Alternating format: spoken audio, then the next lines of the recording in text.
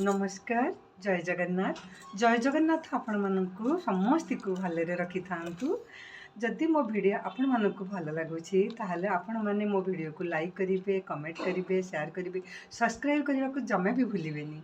आज लंच रे कौन करिछि चलंतु देखिबा खाइबा।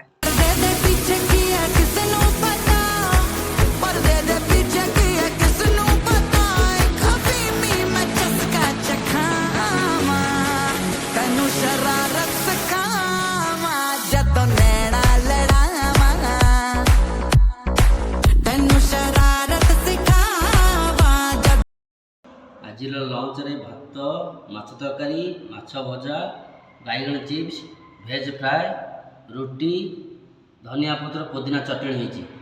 आज खाई टेस्ट करी कहवा केमती कहूँ।